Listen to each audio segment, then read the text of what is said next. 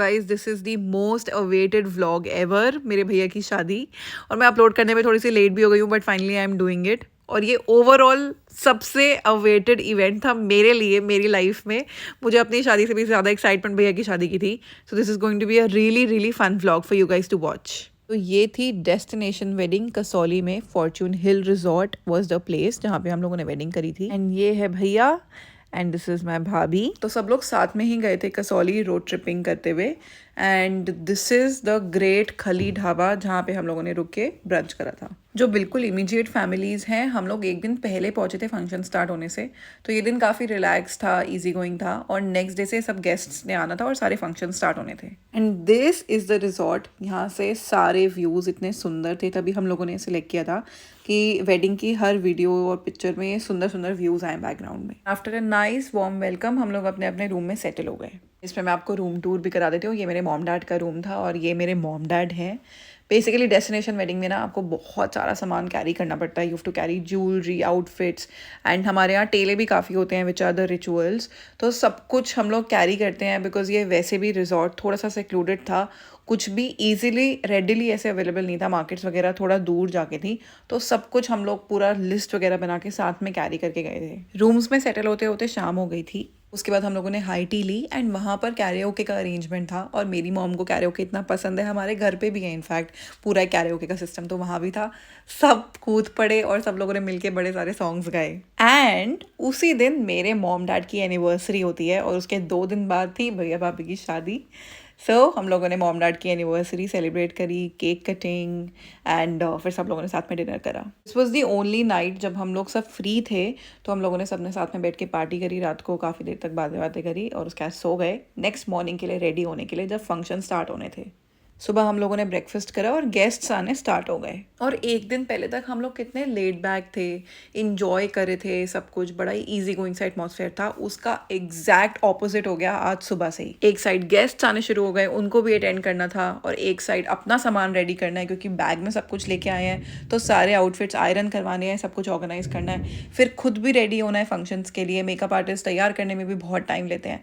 तो जो actual wedding का केओस होता है ना, वो शुरू हो गया था आज से। नीरा के होने के बाद ना मैं वैसे भी बहुत ज़्यादा तो मेहंदी नहीं लगवाती, जब तक वो थोड़ी बड़ी नहीं हो जाती तब तक ऐसे ही चलेगा। तो मैंने उस दिन मेकअप के साथ साथ ही मेहंदी लगवाई थी बिकॉज हमारा फर्स्ट फंक्शन ही मेहंदी का था। एंड लिटरली भागा दौड़ी करते हुए हम लोग पहुँचे वेन्यू पे।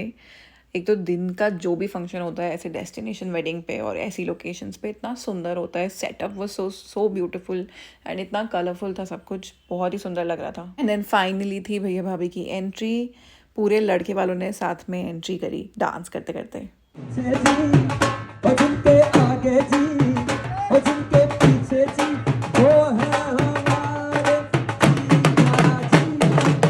मेरी साइड की फैमिली में ना सबसे पहली वेडिंग मेरी थी एंड मोस्टली अभी सिस्टर्स की वेडिंग नहीं हुई है। So Piyush is the only जीजा जी एंड दी ओनली दामाद in the limelight in this whole function. Mehndi overall बहुत ही फन इवेंट था। It was all about games and dancing.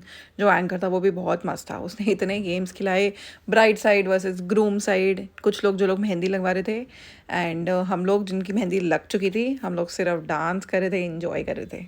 लेकिन क्या होने वाला है, यहाँ पर एक गाना चलेगा, बीट समझनी आपने, इंस्टेंट जो पहले प्रॉप उठा लेगा, ठीक है, वो जीत जाएगा। उस प्रॉप को मैच करता हूँ। अब आप लोग गेस करो कि इन गेम्स में कौन जीता, ब्राइड साइड या ग्रूम साइड। इस फंक्शन खत्म होने के बाद शुरू हुए हमारे टेले, जो शादी के रिचुअल्स होते हैं। और ये रिचुअल्स हमारे यहाँ 7 मैरिड लेडीज़ करती हैं।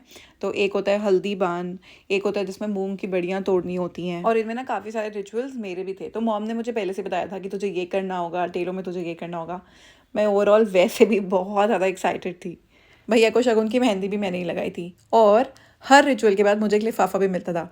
सिस्टर्स के तो ना मज़े ही मज़े होते हैं शादियों में। मेहंदी का सब कुछ ख़त्म होते ही हम लोग फिर से रेडी होने गए for the evening engagement ceremony.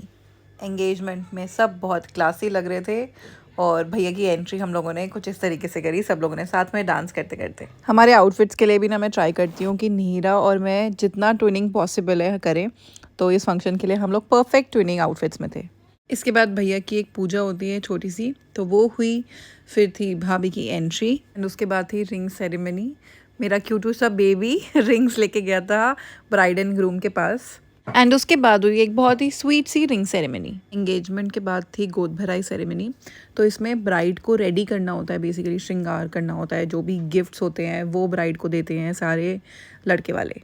उसके बाद स्टार्ट हुआ लेडी संगीत, जिसमें सब लोगों की डांस परफॉर्मेंसेज होती हैं। सोलो परफॉर्मेंसेज थी, कुछ कपल कुछ ग्रुप। मैं सारी रिकॉर्ड तो नहीं कर पाई। मुझे तो बचपन से ही डांस का बहुत शौक है, बट भैया को बचपन में बिल्कुल डांस पसंद नहीं था, वो बिल्कुल नहीं करते थे। But when he grew up, भैया को इतना ज़्यादा शौक हो गया डांस का।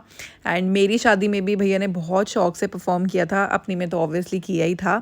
उसके बाद थी भाभी की performance and then couple performance. और इस दिन ना सब लोग सिर्फ परफॉर्मेंसेस खत्म होने का वेट कर रहे होते हैं, क्योंकि उसके बाद शुरू होता है डीजे और सब लोग डांस फ्लोर पे टूट पड़ते हैं, पागलों की तरह डांस करते हैं, बहुत इंजॉय करते हैं। तो हम लोगों ने भी यही किया। इसके बाद आई थिंक 1-1.5 घंटे तक सब लोग डांस करते ही रहे फ्लोर पर। इसी के साथ हमारा फर्स्ट डे ऑफ सेलिब्रेशन खत्म होता है। बाकी का कंटिन्यू करेंगे पार्ट 2 में। Stay tuned and keep watching our content. Bye bye.